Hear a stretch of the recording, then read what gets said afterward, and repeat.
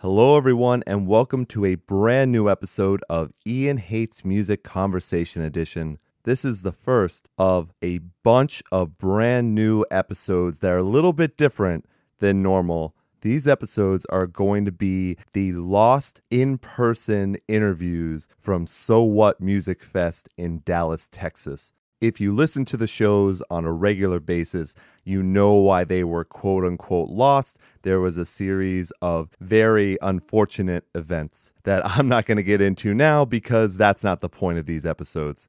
The point of this first episode is to let all of you know that I was very lucky to have rapper/hip-hop artist Whitney Peyton as my very first So What interview. And I know what some of you may be thinking. Whitney Peyton doesn't fit into the genres that you normally talk about on Ian Hates Music, but I'm going to say no to you. I'm going to say no to you right now. And the reason why I'm going to do that is because if anyone knows anything about Whitney Peyton, she definitely crosses genres. Not only that, she also has many tracks that guest Matt Good from First to Last. I don't even know why I'm explaining that to you. If you don't know who Matt Good is, I'm very surprised that you're even listening to this show. But not only does he guest on some of her tracks, he also produced her last full-length album, Firecracker. We get into all of that in this conversation.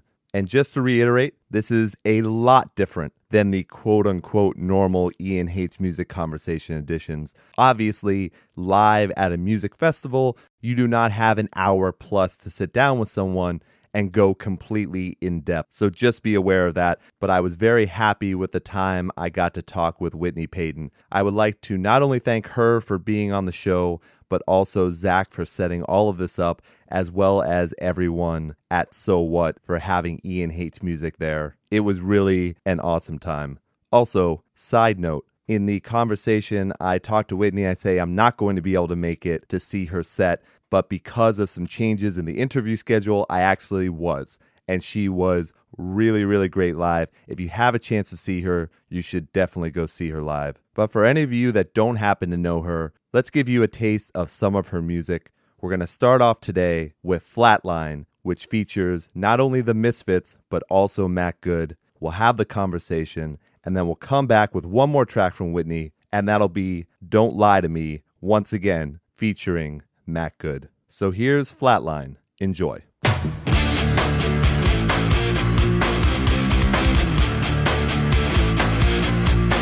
To pee?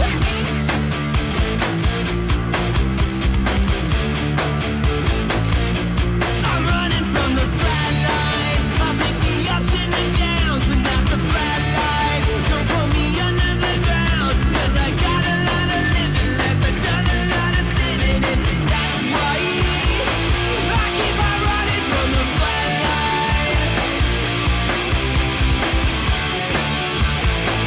Yeah. I'm staring at the face of death. I made mistakes, gotta make amends. Got a plane to catch, that's straight to hell. Going down swinging when I'm laid to rest. I'll play pretend like I'm doing fine. Found myself when I lost my mind. Foot in the grave, but an eye on life. Scared of the dark, so I hide at night. I sinned too much and I did too much. I've dined with the devil and I've been to lunch. I dropped the ball and then I picked it up. You don't like how I'm living, I don't give a fuck. I'll take the ups and the downs, but not the flat line. Don't put me under the ground, 'cause I got a lot of living left. I've done a lot of sinning, and that's why I keep on running from the flat line. Yo, ha. I'm never gonna win this race, no. We're all going out the same. But what we do before bowing out, only got ourselves to blame.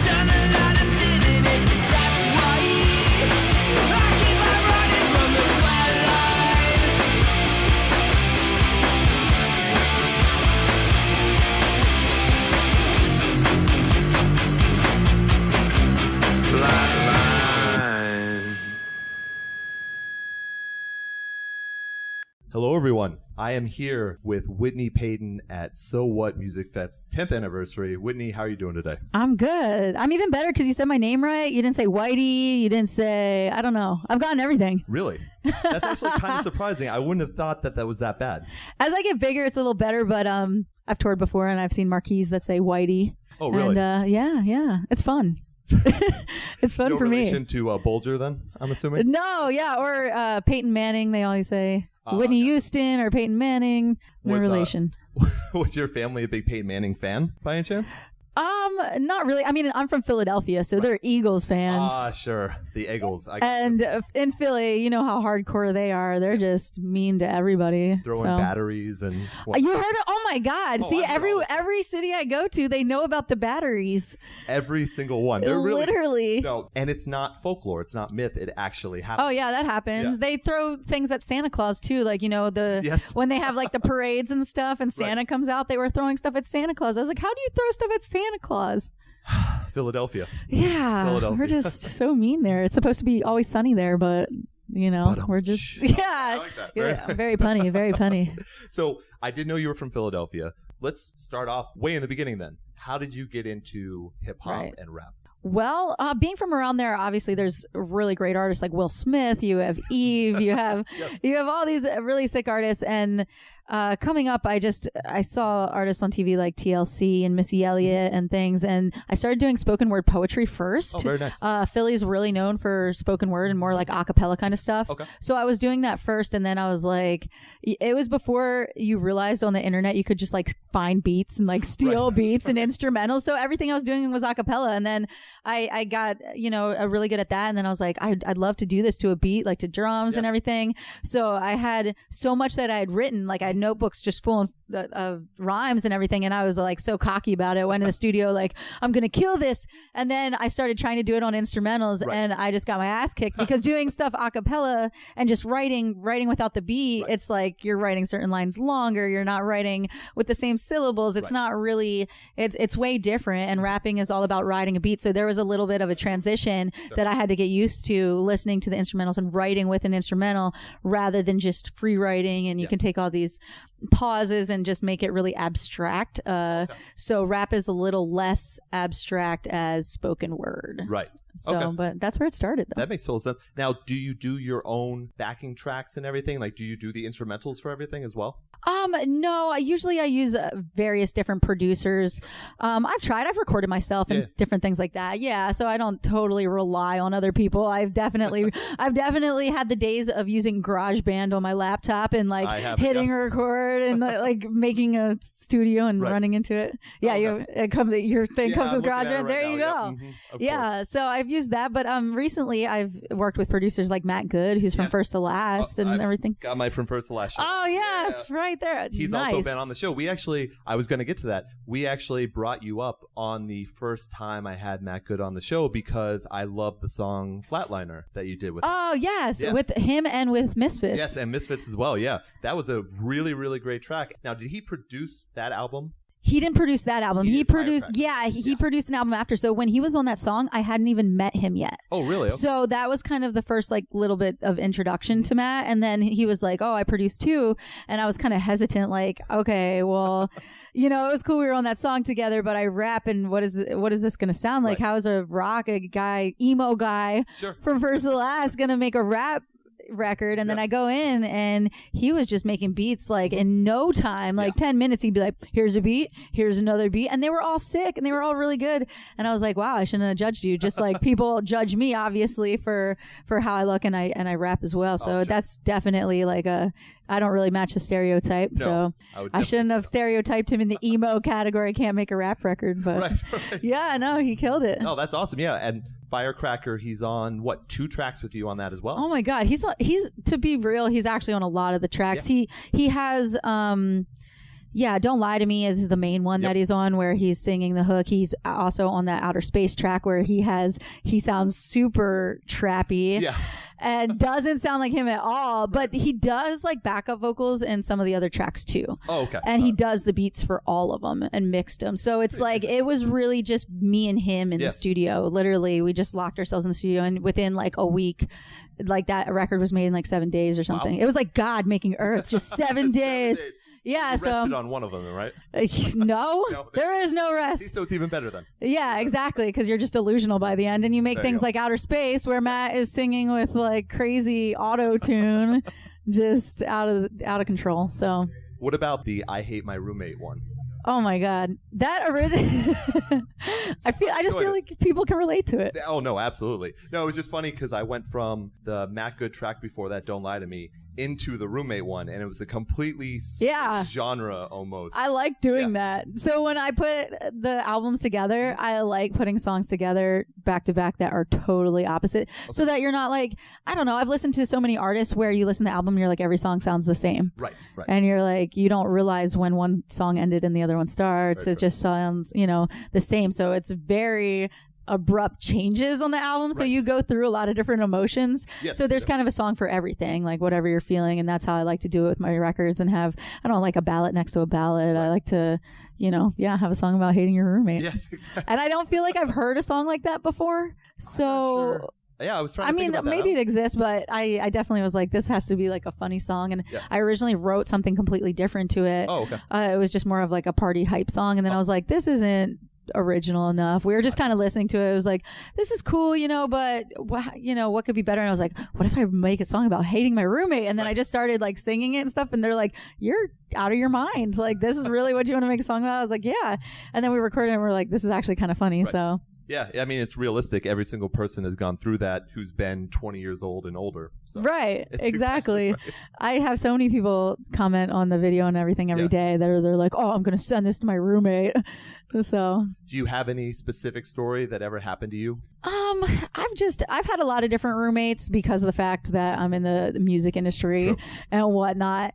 But I notice anytime you move into somewhere that the person lived already before you, that's like a bad idea. Like moving in with roommates at the same time, they don't feel as territorial, because like my only stories are just like, with roommates who felt like, this is my living room, and it's like all common areas. So like I've come home and I had this one roommate who was kind of like really OCD, and like if I left anything like in the living room, like my computer or anything, like it was just always on my bed when I would get home. Like, and he put all the any mail I would get like in my room and stuff, and it's like everything like was just in my room, like, you stay here, you can't go anywhere in the house. So it was a little out of control. But nice. When I heard that track, it reminded me of, I had roommates at one point that were internet millionaires. Like they had, what? Oh yeah, it was nuts. They played online poker, and that's how they won like literally millions of dollars. They were young too, like 19, 20. I came home one day from working, and there were just a bunch of cream pies all over the ground because they had decided just to have a pie fight in the middle of the day. Well, when you're a millionaire, why not? You can just have a pie fight. I'm just not a millionaire. So right. It just didn't happen to me. So is your goal like, I just want to get so rich that I could just have a pie fight in my house? I think it has been my goal ever since that day. Yeah. And I'm hoping podcasting will do that somehow. No, I don't think so. You don't never think know. That's going to happen. No. Well, let me switch gears for a little bit here. So What Music Fest. Have you done a festival like this before? I've done a couple festivals. I've done the...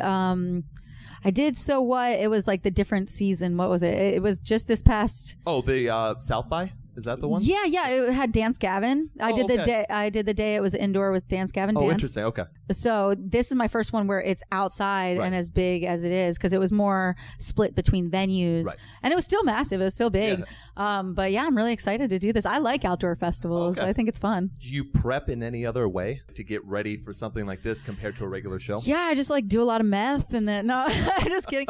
I prep in my stage props because I'm really interactive with the crowd. I don't know if you've seen any live videos or anything, but I do. Yeah, I use a raft usually, and I go out into the crowd and things like that.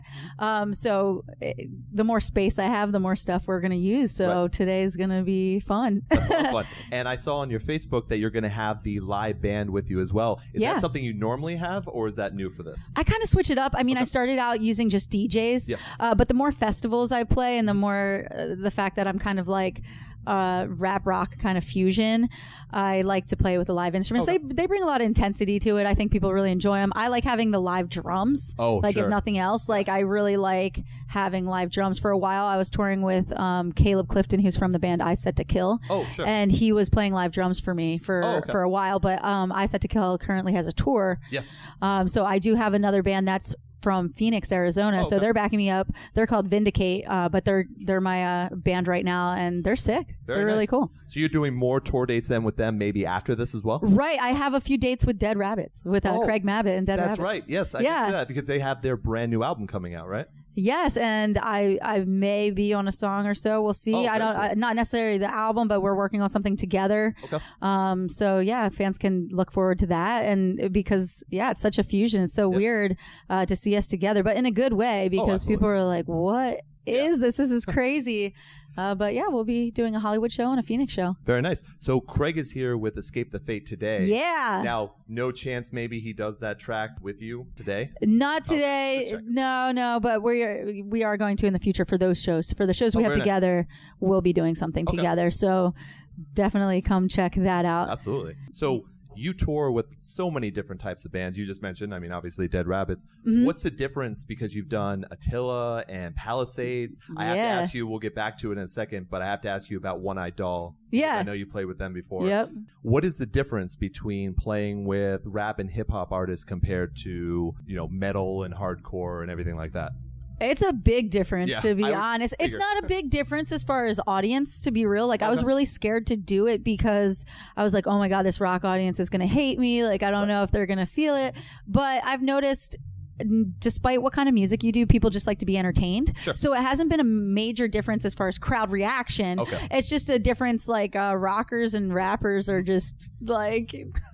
two different people. Like I feel like rockers, just because they've had to like carry their instruments and like I don't know, just I feel like a lot of times they're more responsible and that sounds hilarious probably because I'm sure they're known for partying, but I feel like there's so many rappers, as cool as they are, just show up, they're just like, all right, I'm here, let's go.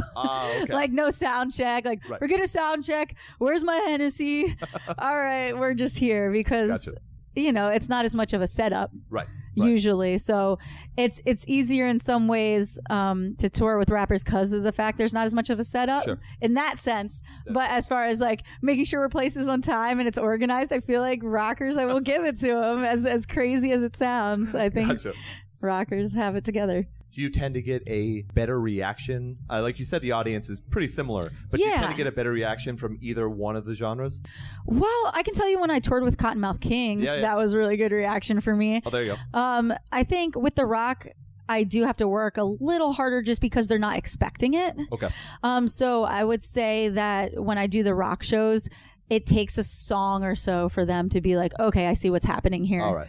Because they have to be like, whoa, rap, like switch over real quick. They weren't expecting it. They see me and maybe think like I'm going to be like Paramore or something. And then, I start rapping and it's a surprise. Yeah, I would imagine so. Yes, for sure. Well, let me ask you about One Eyed Doll because they're one of my favorite bands. Really? Yeah, and I had Kimberly on the show probably... I know, beginning of last year, maybe. Okay, yeah. Like, how many dates did you do? Was that a full tour, or was that just one time at a festival? No, it was. We were doing a couple dates leading up to a festival, so we did a couple of those dates together. But I've hung out with her since and everything, and checked out her home studio and everything, and it's really, really cool. So I have to give it up to them because I really like what she has going on. I think she's very entertaining live. Yes. Yeah. And I think that's why we were cool together, because even though we are both different kinds of music, we both really like to perform and we like to put on a show. And that's definitely what she's about. It's almost like from the beginning of her set to the end is like a story, is like a whole story playing out. It's like theatrical. So that's what I really like about them. Very nice. So in that sense where you've collaborated with lots of different people, obviously, is there anyone that you would want to collaborate with in the future? That I haven't collaborated with yet? Yeah. Oh, man. Can I collaborate with Adele? Can we make that happen?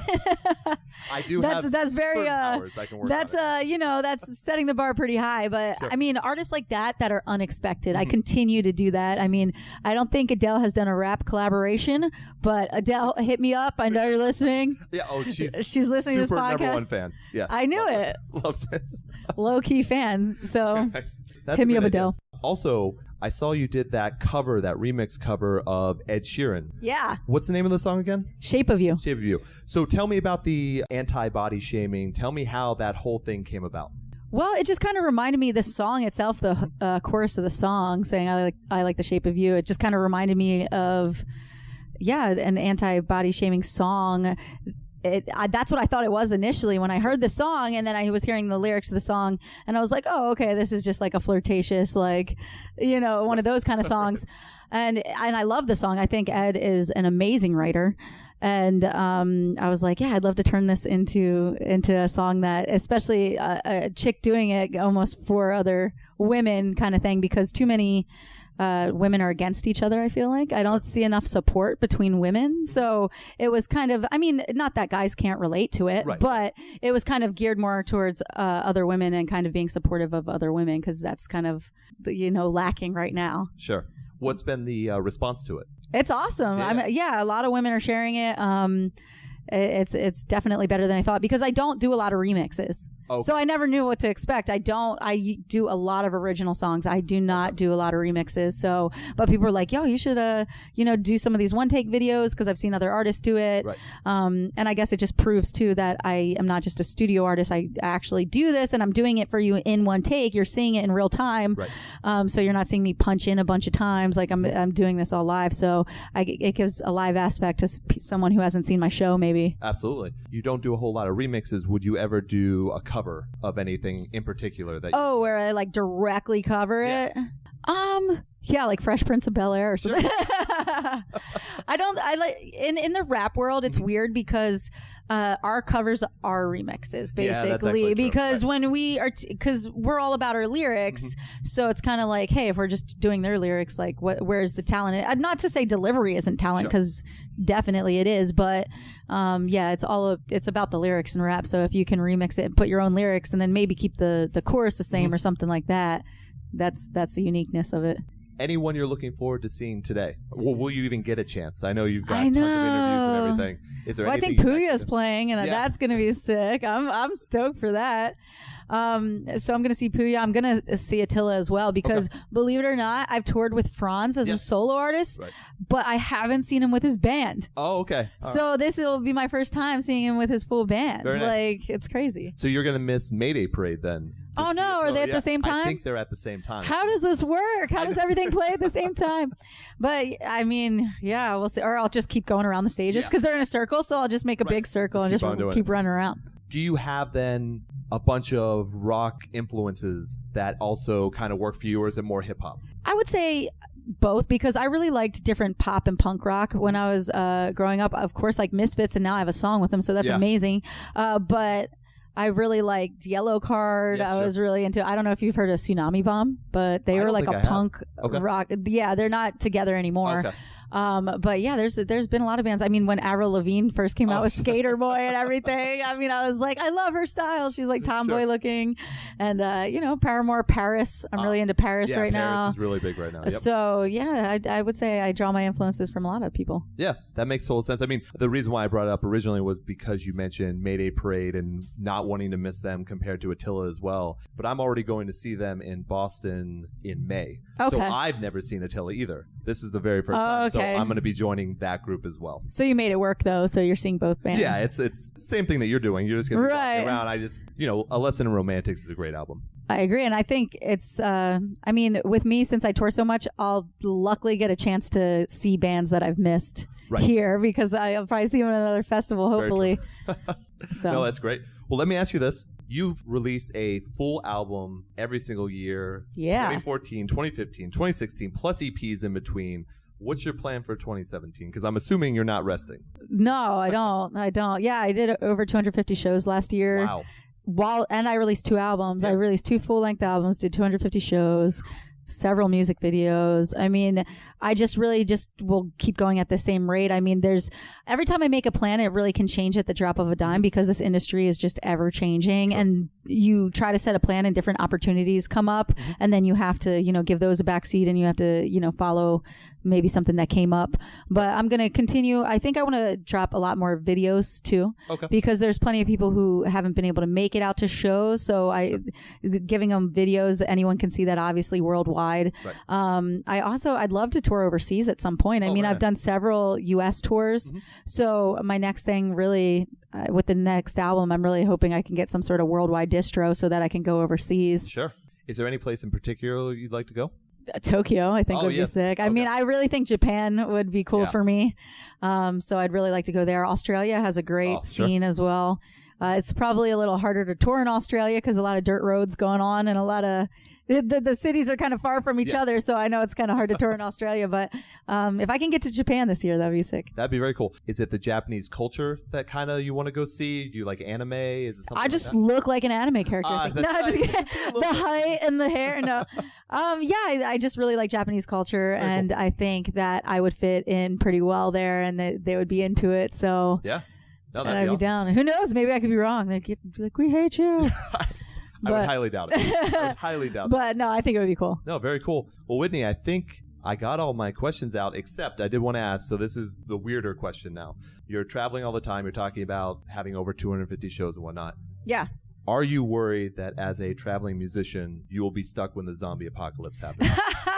I think about that all the time, actually. Me too.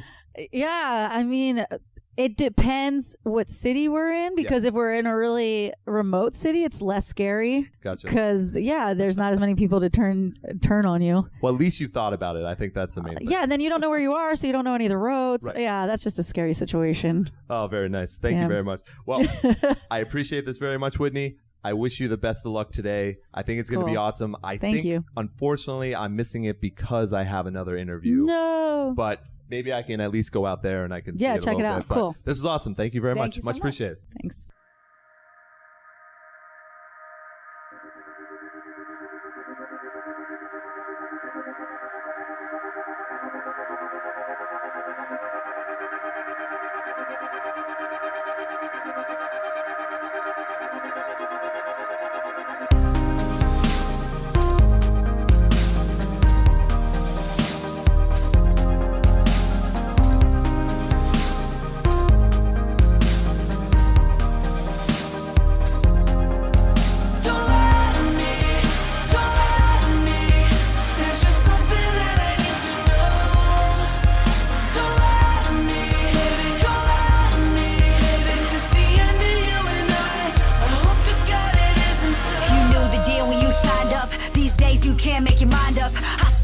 I feel the distance, shit, why is everything a reminder? We were meant to be, respectfully. You telling me it's not true? A lot of people in the world want soulmate. Go ahead, tell me why it's not you. Rewind, I'ma rephrase. I work more days than the weekdays. Yeah, I'm gone a lot, but I've thought a lot. Good times in my mind on replay, and I can't relate. You're home alone, I'm surrounded by these folks that I hardly know, and I feel disowned on this open road. I'm still hitting up your phone, so please.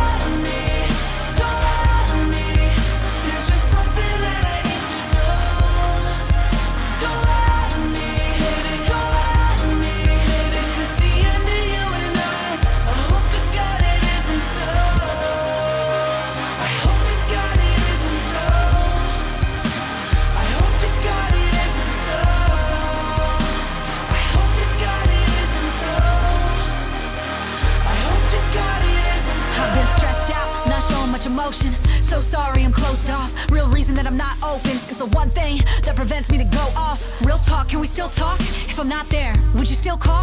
If it gets better, can we build up? Go back to the time there was still love? Truth hurts, but it's worth the while. If you'd rather have a scar than a fake smile, if you'd rather be apart than deny your heart in the way that it beats now. Reach out to my cold soul, tell me something I don't know. Hope to God that you don't go, cause I'm still hitting up your phone, so please.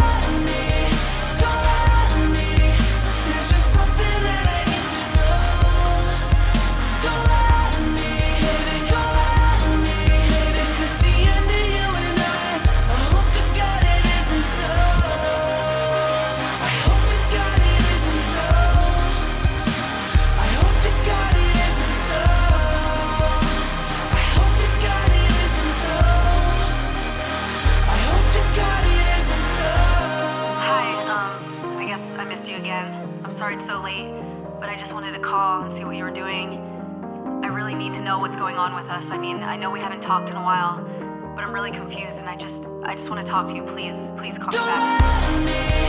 Don't lie to me. There's just something that I need to know. Don't lie to me, baby. Don't lie to me. This is the end of you and I hope to God it isn't so.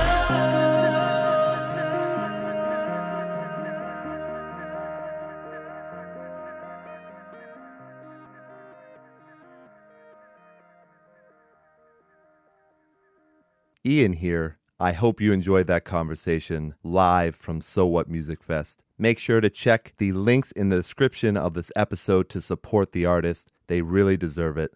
And just a quick plug here before I leave you. Don't forget that Ian Hates Music also does a weekly show where my co-host Jackson and I talk about all the scene news, new songs, album reviews, album talk, comedy, whatever we want. That's the great thing about having our own shows. We can do whatever we want. And you can listen to that all for free. Just check the other links in the description of the episode and follow everything Ian hates. Don't forget that there's also Ian Hates Music Conversation Edition, which is also free. And in that, I go in depth with the artist almost always for an hour or so. And you can find some great bands in the list there. Just check everything out in the links in the description of this episode. So once again, thank you to the artists. Thank you to So What Music Fest, and thank you to everyone out there listening. And until next episode, I will leave you the way I always do, long days and pleasant nights. Thanks, everyone.